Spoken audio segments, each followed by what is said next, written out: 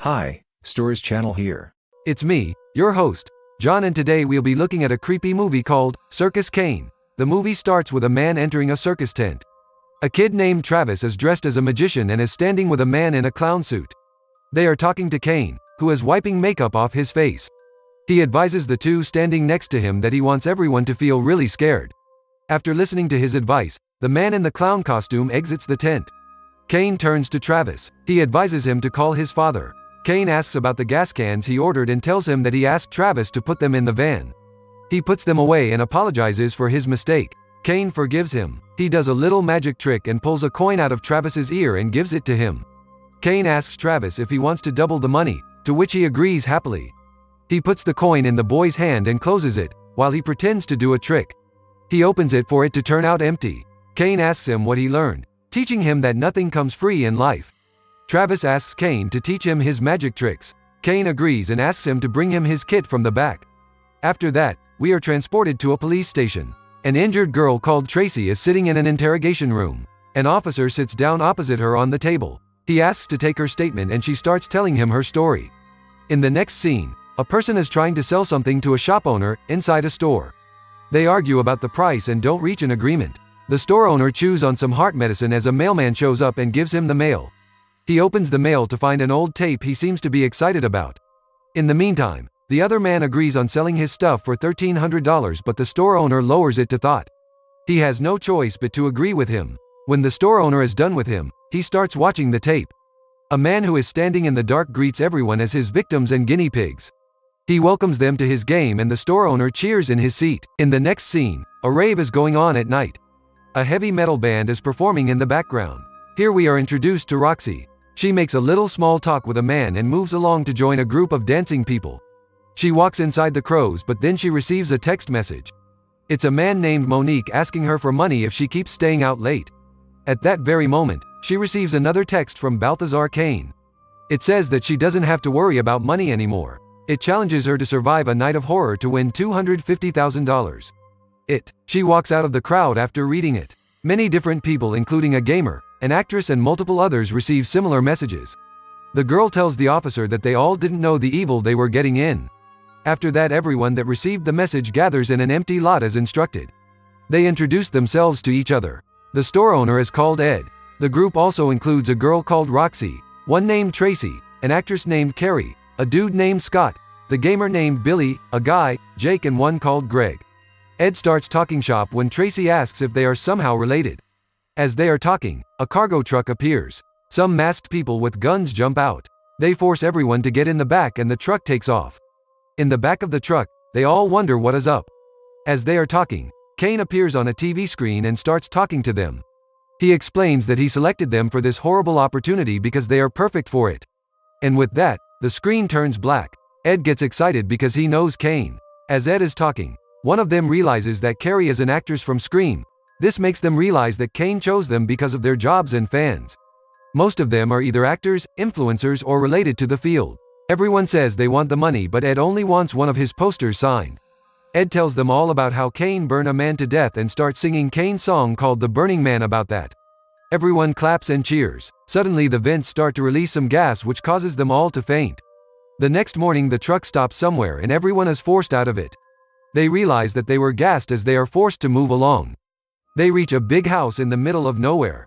The front door opens to reveal a man in a black suit and top hat. He welcomes them to the new and improved Circus Kane. Tracy is taking photos till the last minute when she turns around to find that the truck is gone.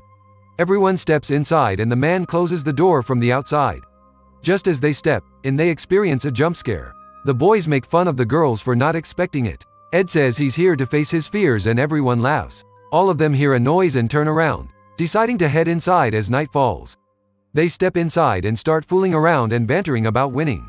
They look around the room to find gruesome photos of mutilated body parts on the wall. They are trying to figure all this out when some screens on another wall turn on. Kane appears on them once again. He announces that the slaughter game has begun. He tells them that they are being recorded in every room and their descent into madness or death will be broadcasted to everyone's followers on social media. He tells them to ask for mercy if they can handle it. If they do so, they leave empty-handed, but the one to last till the end wins $250,000. He warns them that this night will be the most terrifying one of their lives. When the video ends, everyone laughs about it. A door suddenly opens in front of them. Jake walks inside and the door shuts on its own. The others try to open it but fail as he yells from the inside. Billy tries to open it and it easily swings open. They walk inside to see two clowns. They have put Jake in a box and are trying to do the trick where you cut someone in half.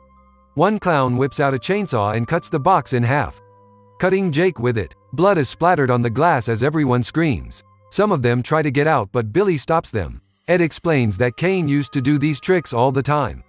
Billy adds that Jake might be working with Kane. They all agree on that and move back to the room they started and look for another way, but all the doors are locked. One of them suggests looking for clues in the video and they find a clue to look in the darkness. Roxy turns some black lights on and they find arrows on the ground, leading to a drawer. They find a key in the drawer. They unlock one of the doors with it and enter to find a very creepy child's room. It has old dolls and kids' furniture. In the middle of the room, there's a table with a cage on it. The cage has a half-rotten human head locked inside. It speaks to them in Kane's voice, giving them the next clue to find another key. They start to look around and Ed finds it in an apple. He asks if anyone wants it. Carrie takes it from him and tries to unlock the door but it's too small. Scott realizes that the key is for a padlock and unlocks the cage with it. Meanwhile, Roxy figures out that the next key is inside the eyes of the rotting head. She asks the others to pull it out but everyone backs off. She does it herself as everyone gags. After pulling the eye out, she finds the next key hanging from it. She unlocks the next door with it and everyone steps into the next room. Tracy is telling all of this to the police officer. Next, they enter a room with two doors and a demon standing behind a ticket booth. Tracy asks him for tickets. They all get tickets with the numbers 1 and 2. Roxy realizes from the clown photos on the walls that they need to open both doors at once and they do. The room where Greg, Tracy, Roxy and Billy enter is full of barbed wires and is lit with black lights, while the one where Ed, Carrie and Scott enter is burning hot and Scott almost burns his arm at the door. The group in the barbed wire room tries to dodge them and escape, while the ones in the other hop on platforms to escape the hot floors and walls. Ed accidentally burns his head on the wall as they simultaneously try to dodge giant swinging axes as well. Everyone but Billy makes it out of the barbed wire room. At the door, Greg uses Roxy's jacket to pull Billy out. He gets stabbed by the wire but Greg decides to quickly pull him out despite Billy's protests. He pierces his back as a result. Billy gets mad at him and pushes him against a wall. Everyone cools him off and they decide to move along. The other three also make it out of the burning room. They move out of the room and the door shuts behind them. They are now stuck in another room. They find a camera and ask Kane for a hint. As they ask, an arrow lights up. It points towards a box. Ed tells them that it's a jack in a box, instructing them to turn the cranks. As they do, the box bursts open, revealing a clown and a bear man. This scare gives Ed a heart attack. He hits his head and dies. The bear gets a hold of Carrie but disappears as soon as Ed dies. After that, Scott hugs a distressed Carrie and tries to console her. In another room, Greg and Roxy get in an argument while Billy finds an arrow pointing towards a box on a pile of clown toys. Greg tries to open it but it's locked, so they look around for a key. Tracy notices one of the toys' eyes move. As she tells them, it leaps and bites Billy's finger off. He screams as the clown laughs. Greg and Billy decide to opt out of the game, but Tracy stays for the money to keep her brother with her. Greg tells her they still need a key to get out. She finds it and they open the box but nothing happens. Billy starts crying. They start yelling their safe sentence, "Balthazar Kane, you win again." But the clown stabs Billy and runs away. Roxy also tries to escape but runs into the barbed wire room. She gets stuck in the wires, killing herself while Tracy screams in the background as Greg holds her back. In the next scene, we see a flashback. Mr. Valentine walks into Kane's tent in anger, demanding his property, but Kane fires him and tells him to leave. They get in a physical fight as Travis hides in the corner and they accidentally light the tent on fire. Flash forward, Carrie and Scott decide to get out of the house. They call 911 and the police. They find out that help is 2 hours away. After the call, Carrie tells Scott to forget about the money as they try to go back through the burning room with the swinging axes. Carrie trips a few times and an axe injures her arm, but Scott helps her out. Both groups escape the rooms and now only 4 of them are left. They meet each other and tell them what happened. Scott tells them that help is on its way, but it's 2 hours away. The girls start to cry. They say they'll all die, but Tracy tells them to not lose hope and that they have to get out. They run over to the room where they started. They notice a new knob on the wall. Cassie presses it to reveal a new room. As they do this, a clown shows up. He's holding 2 sharp hooks attached to a chain. They run into the new room to escape him. Inside the room, they are horrified to see limbs and dead bodies in plastic wrap, hanging from the ceiling. They try to make their way through when a little doll shows up in the room. It's riding a bike and has glow sticks. Greg steps up and grabs one but gets sprayed in the eye with something. He freaks out only to realize it's water. Just then 2 hooks appear from behind and stab his shoulders, pulling him back into the dark and killing him. Everyone sees the blood splatter and tries to run, but another clown gets a hold of Carrie and kills her as well. Scott and Tracy manage to run to another room behind some plastic curtains. There, they find a pale man with goggles and a jumpsuit. He is eating something from a tray on the ground. He attacks Scott. Scott kills him and tells Tracy they need to keep going. They run into another room where they find a very injured Kane in a hospital, hooked on machines. He introduces himself and they tell him that they'll escape his psycho game. He sits up in his bed. Scott asks him why he is doing all this. He picks up a knife and holds Tracy back while Kane tells him that he is a hunter and that he is playing a game. He calls them pathetic and scared. He explains that he doesn't expect them to understand his greater perspective.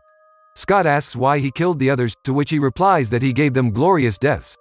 He claims to be the angel of the god that is death and promises them glorious deaths as well. He says he wants to become a horror legend. After his speech, he starts inhaling something from a mask. Tracy asks what it is, but Scott grabs her and they make a run for it. They run back to the room with the hanging corpses. They are being hunted down by the clowns and Kane at once. Scott creeps up behind Tracy and scares her as she hides.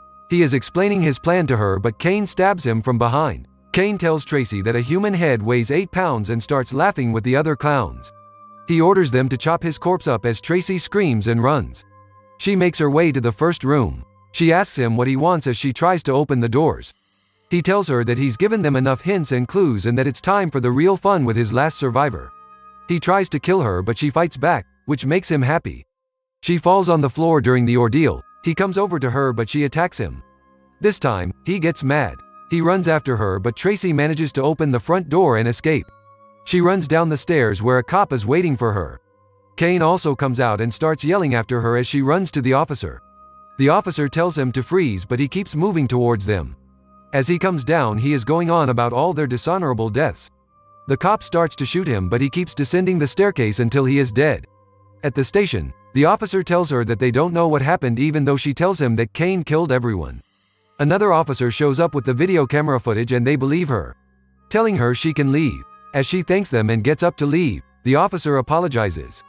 The officers find out that Tracy is Valentine's daughter, who Kane burned to death. And the chief reassures her that at least he paid for his crimes with death. After that, we find out from flashbacks that she was with Kane all along and that Travis was in fact a girl and was Tracy. It was all Trace's plan and Kane had taught her the art of deception. She had planned all this her entire life. She helped Kane escape from jail for killing her real father. In the end, we see a flashback of her asking if she's good enough and Kane replies with reassurances. He tells her that her reward is immorality and the movie ends. Thanks for watching, guys.